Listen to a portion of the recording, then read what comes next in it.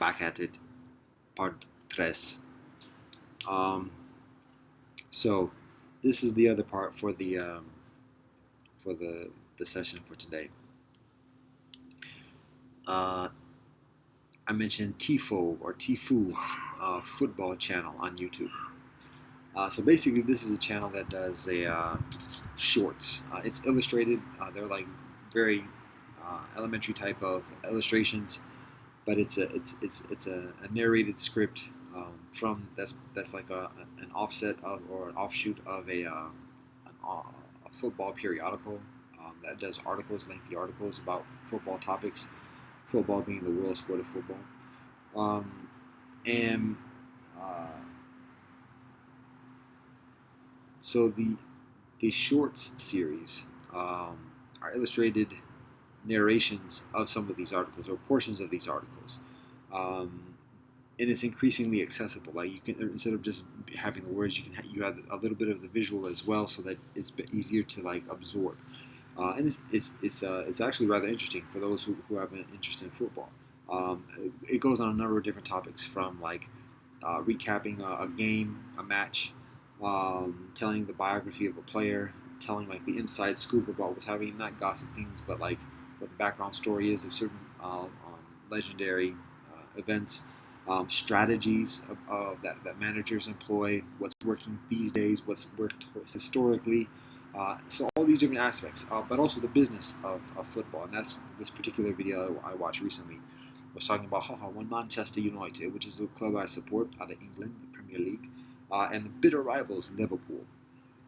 And so there are a lot of videos about the rivalry additionally, but this particular video was like it was called the Battle for Asia, and it wasn't actually specifically about Asia. Part of it dealt with Asia, but just basically it was about the franchising or the licensing or merchandising competition between Manchester and Liverpool. United, I should say, and Liverpool, because for years and years, for a long time, Manchester United has been like the number one sport franchise in the world, um, and has been very lucrative, particularly recently as Americans have taken the ownership of the club and basically just exploiting the name of the club for making money and paying off debts that it costs to get the club.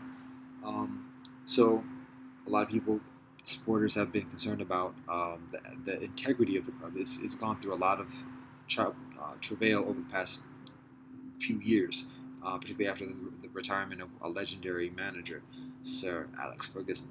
Um, anyways, black nationalism to football politics. Yeah, yeah. All right. Anyways, so the club has been on a decline. It used to be a decade ago getting championships left and right in England, in Europe, and additionally, and that's part of like the reason why it's so popular, particularly within latter years. But it's been doing it for decades. And then when the manager retires, the Americans take over the club and don't know too much about football, but know how to make business. The club is still making a lot of money, but the club is also decreasing in the ranks for years, and so that translates into less popularity worldwide. So where before it's been one of the number one sporting brands around the earth, now there's increased competition, and so this short was talking about that and how other companies, I'm going to say names, but a major sports wear manufacturer was wooing Liverpool, fierce rivals of Manchester, who are on the up and coming after a long time of having a hiatus off the championships path themselves. They're up and coming these days, and so now they do have they have a name, a brand name that people recognize. They have a history, a lore, and now they're starting to win. And so that's a partial recipe for popularity, which can translate into merchandising. So there's this merchandiser, manufacturer who is wooing the sport club to sign a contract and sharing like all these promises of marketing and getting celebrities to endorse this and the other.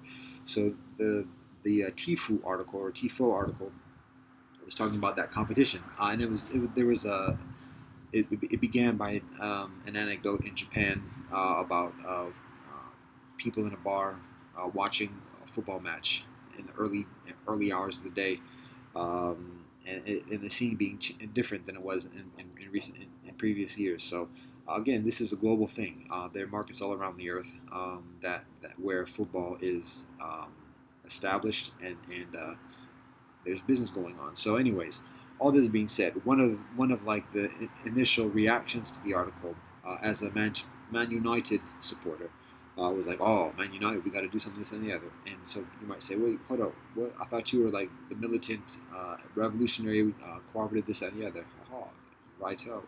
So like I said, just being a supporter, that was the initial reaction. That was like the initial, like, oh, I got to start a Manchester United club, or I've got to see if there's one around here, and we've got to, like, always see. I care less about the merchandise or anything, but I do support Manchester United, and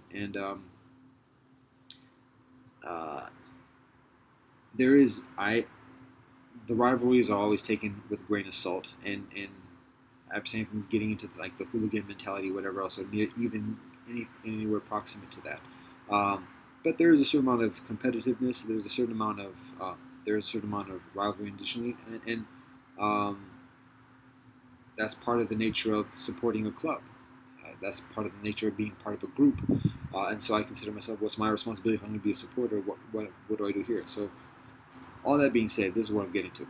Uh, as I was having that initial reaction after watching the article or watching the short, I think to myself, yo, first of all, I ain't supporting the merchandiser because, or I'm not trying to like get a competitive merchandiser who does the same methodology of sweatshop, and that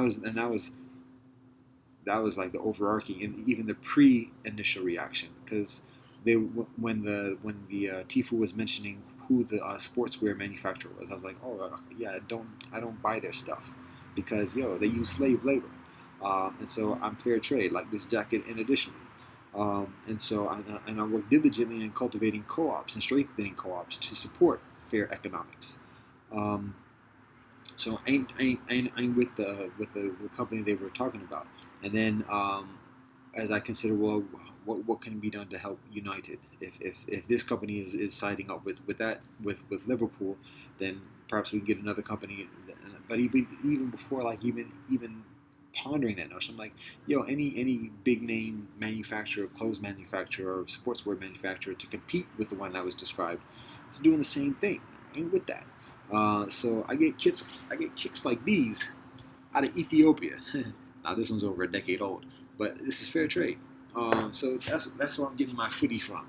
Um, so that's the companies that I work with, or that we work with. And so I think to myself, yeah, that whole game of like numbers of like masses. And one of the comments on the video was like, yo, those fans that have the fan base that's fallen off. They're glory seekers. Like they're on the bandwagon. So why do you want cats like that anyways on your team? So okay, fine. Um, let those kind of cats go, and it strengthens that notion of what it means to be a supporter, what it means to be part of a group, and to be like down for the cause and have alignment and allegiance. So it's not just a matter of wearing a T-shirt. I'm getting warned all left and right here now. It's not a matter of just wearing a T-shirt. It's a matter of like no being down for the cause. So that leads me to say, hey, let's make our own franchising deal. Let's work with ethical, fair trade companies like Ahimsa, like Athletic, like Nasty's T-shirts, and additionally that are doing fair trade products, footwear, clothing, and additionally, and let's go to some like local football clubs that are not in the top, nearly even the top tier division, but are like based within the community and doing genuine community outreach, so that the people who are going to the matches and talking about it, they actually know the players, like his family, his friends, his loved ones. Let's connect with those clubs and like let's start some merchandising things. Let's build a network. Let's build some co-ops in these areas, economic co-ops, residential co-ops, even transportation co-ops in addition for where it's needed. And like let's build a network along those lines. And so that's the further reaching idea and consideration, actually agenda where I'm going to at this moment as I continue with the work that I do. So rather than like aligning with the big name clubs and being just one of the fans that the nameless whatever, I like that. I like talking. It's a little bit of a cult thing here where I am in Ohio, in the Western Hemisphere, because not too many cats are on it. So when someone is on it, then there's something to talk about. But even then, there's just a very strong remoteness. It's that plutocracy. So the consideration is connecting with clubs like, yeah, you don't know who it is, but guess what? You are cats I talk with already don't know who Man United is. So connect with football clubs in Sao Paulo, in the land of Guarani, and in Shanghai, and additionally, and who are connected with the community, and let's rock their kits, and let's connect with their co-ops, and be mutually beneficial. So hood to hood, village to village, we're building, we're growing, we're living. Namaste, assalamu alaikum, shalom. Zaijian, adios, stage agrees. Asepin Asamu, Kele Ufred, one love, peace.